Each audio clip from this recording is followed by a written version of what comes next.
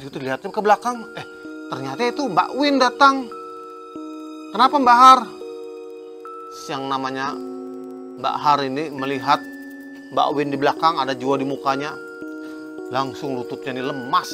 Makhluk yang bulat, matanya warna kuning itu naik ke dinding, berjalan langsung sampai ke plafon. Habis itu hilang, barunya langsung duduk. Loh, apa itu? Takutan. Menciduk banyu di bak tuh pakai gayung. Baru diguyurkan oleh kepala. Sekalinya banyunya ini kan berbau amis.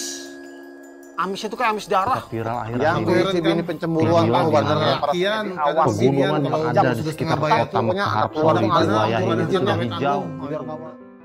Assalamualaikum. Kembali lagi di Wadah Julak Berkisah. Malam ini Julak Berkisah hendak mengisahkan satu pengalaman horor nyata yang dialami oleh kawan kita, sebut aja namanya Mbak Har. Dan kebetulan Mbak Har ini adalah kawan aku dulu waktu sekolah di Banjarmasin. Tapi pengalaman horor nyata yang dialami oleh Mbak Har ini lebih kepada teror horor.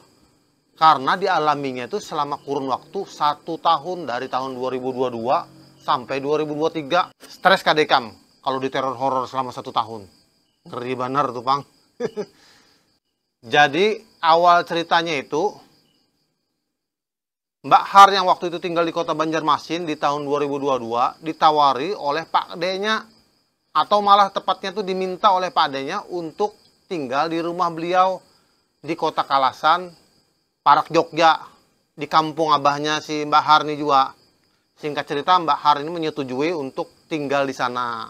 Berangkatlah ke sana. Dan namanya itu kampung abahnya kan banyak juga keluarga yang tinggal di situ. Malah rumahnya Pak D ini bersebelahan dengan rumahnya Mbah Akungnya alias kainya si Mbak Har, abahnya dari abahnya Mbah Har. Dan dulu Mbah Har pernah memang tinggal di situ selama 3 tahun waktu sekolah juga. Rumah si Pak D ini, kalau aku gambarkan rumahnya ganal, kamarnya ada 5. Nah, Mbah Har tuh tinggal di situ, di baris salah satu kamar. Ada kamar mandinya seorang di sebelah, di luar tapi bukan di dalam. Sementara Pak D dengan budenya di kamar yang ada kamar mandinya seorang. Sebetulnya Mbak Har ini ada pang di padahi tetangga. Waninya ikam tinggal di situ, tapi bahasa Jawa lah, ini kita pakai bahasa Banjar. Waninya ikam tinggal di situ karena takut kah? Jadi Mbak Har ini bingung juga, takut apa aja, yang namanya aku kesini memang mau tinggal di situ mengawani Pak D dengan bude. Jadi kada dipikirkannya oleh Mbak Har. Ternyata setelahnya tinggal di situ, dimulailah teror horor itu. Teror horornya ini macam-macam bentuknya. Ada yang menteror telinga alias pendengaran, ada yang menteror hidung alias penciuman, dan ada yang menteror mata alias penglihatan, yaitu penampakan. Nah, setelah tinggal di sana, Mbak Har ini kan kerja di rumah makan ya di kota sana itu. Satu hari Mbak Har ini kan buliknya itu kesorean, parak maghrib, kehujanan pulang. Begitu sampai rumah kan, orang yang kehujanan basah kan otomatis hendak langsung mandi. Kalau siap-siap mandi pas azan maghrib. Tapi tetap aja Mbak Har ini padahal kada nyamannya anak mandi karena pas azan maghrib. Tapi tetap aja Mbak Har ini langsung masuk ke kamar mandi. Begitu dia masuk ke kamar mandi, kadang kayak biasanya dalam kamar mandi itu bau benar.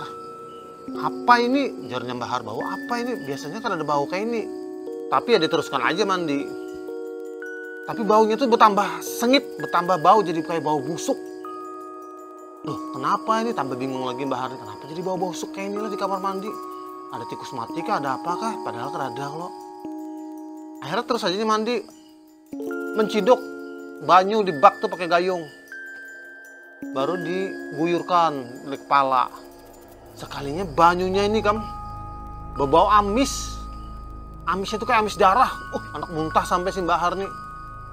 Tapi dikiranya itu perasaannya aja. Diciduknya lagi gayung kedua, diguyur lagi ke kepala, tambah berbau amis kayak darah. Kada tahan laginya, langsung bahandukan, berpakaian langsung keluar. Kada jadi mandi, 2 gayung itu aja mandi. Akhirnya bingung memikirkan, apa ini bau kayak ini? Sudah guring isuknya, begitunya anak tulak kerja lagi, masuk ke kamar mandi, kada ada bau apa-apa. Diambilnya lagi banyu di bak tuh, diciumnya, kada ada bau apa-apa.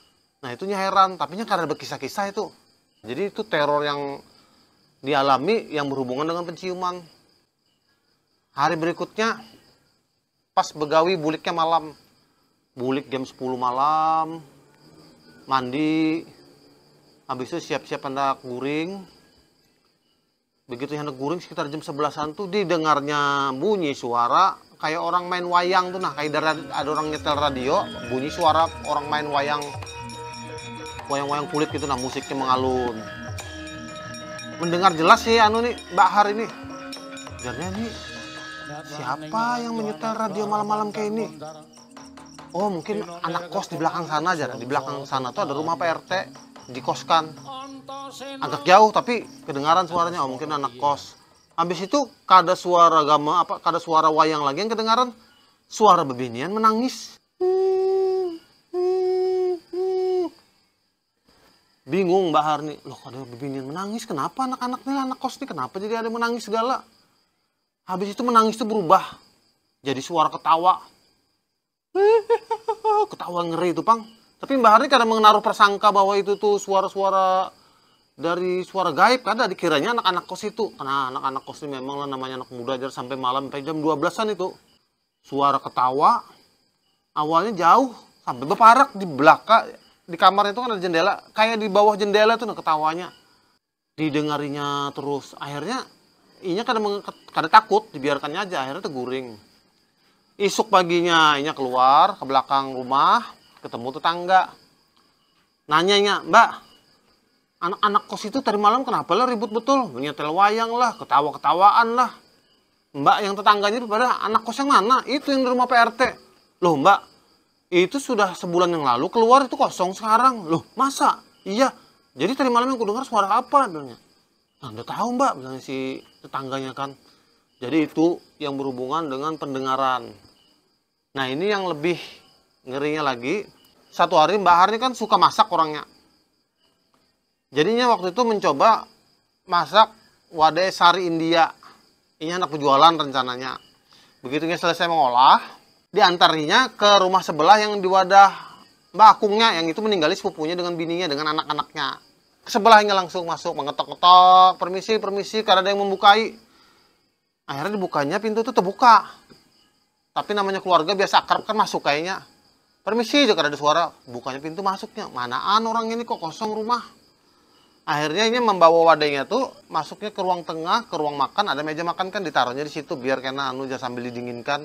Biar nanti dicobai oleh sepupunya itu dengan bininya. Nama bininya tuh Mbak Win. Begitu dia naruh di situ, dilihatnya pintu dapur tuh terbuka. Nah di situ dilihatnya Mbak Win tuh ada duduk di situ, tapi menghadap ke sana, membelakangi pintu, membelakanginya juga.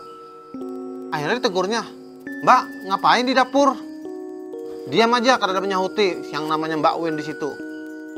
Mbak, ini aku ada naruh kue, nanti cicipin ya, beritahu aku gimana rasanya. Karena menyahuti juga. Akhirnya diparakinya, didatanginya. Hendak ditepuknya begini, tiba-tiba dari pintu depan itu, pintu terbuka langsung. Ada suara cewek menegur si Mbak Har nih. Mbak Har, ada di rumah sini. Mbak Har, tadi saya ke warung, Jar. Begitu lihatnya ke belakang, ternyata itu Mbak Win datang. Kenapa Mbak Har? Yang namanya Mbak Har ini melihat Mbak Win di belakang, ada jua di mukanya. Langsung lututnya ini lemas. Aku naruh kue di situ, nah nanti cicipi ya. Mengendalikan kepanikannya. Oh iya kah? Jarnya si Mbak Win. Kalau begitu melihat lagi ke belakang, sudah kada ada lagi yang duduk situ. Cepat-cepat aja nya ngomongnya takut. Langsung bulik. Tapi nya kada berpada dengan Mbak Win tuh, bahwa nya melihat Mbak Win yang satu lagi di dapur. Langsungnya bulik. Karena juri kisahkannya disimpannya seorang. Jadi inya itu takut. Yang mana yang asli, yang di belakang itu atau yang datang menegur, makanya langsung bulik. Terus di kejadian lain lagi, malamnya guring di kamar, sudah guring, lampu kan dimatiin di kamar.